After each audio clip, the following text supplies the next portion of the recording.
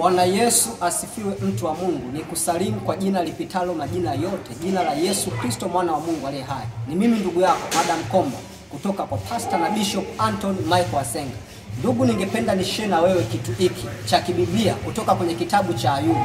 Ukisoma habari za Ayubu, Biblia inasema Ayubu alikuwa ni mtu mcha Mungu, alikuwa ni mtu mwelekevu, alikuwa ni mtu aliyeepukana na kila uovu, lakini pia alikuwa ni mtu mkamilifu. Hiyo ndio Biblia inakwambia kwamba Ayubu alikuwa ni mtu mwenye sifa hivi. Ayubu sura ya kwanza mstari wa kwanza inaeleza hizo sifa za Ayubu.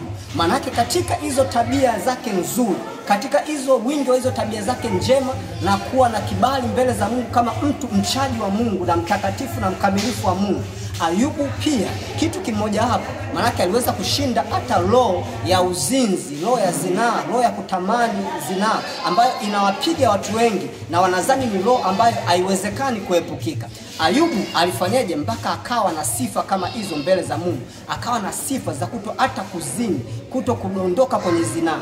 Biblia inasema kwenye kitabu cha Ayubu sura ya 31 mstari wa kwanza, inasema, huyu ni Ayubu anasema, nilifanya agano na macho yangu, nawe basi nawezaje kumtazama au kumwangalia msichana?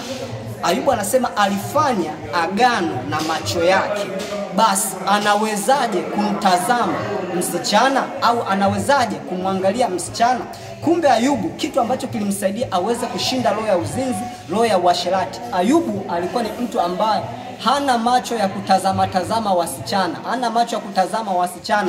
Tunajua moja kati ya tabia ambazo wako nazo wanaume wengi, akipishana tu na mwanamke anataka arudi ageuke kumtazama, amwangalie mara mbili, na katika hiyo tabia ndio tunajua kabisa inaibua hisia za kutamani zinaa, hisia ya kutamani dhambi. Na Yesu alituambia yeyote amtazamaye mwanamke kwa kumtamani amekwisha kuzini naye. Hivyo Ayubu njia aliyoifanya kuishinda zinaa, anasema aliweka agano na macho yake ya kuto kutazama wanawake.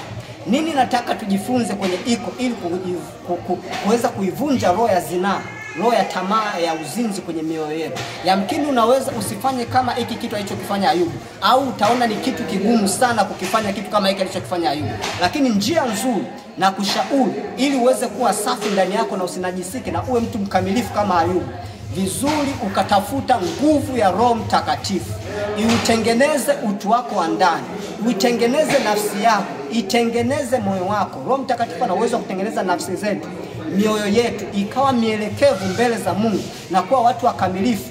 Tusitamani uchafu wowote, bali tumtamani Mungu tu. Tusipende dhambi yoyote, bali tumpende Mungu tu. Hivyo Ayubu yeye naamini alikuwa na uwezo na nguvu ya Roho Mtakatifu, na hiyo nguvu ikamsaidia pia hata macho yake yasiwe na tamaa ya kutazama wanawake na kuwatamani.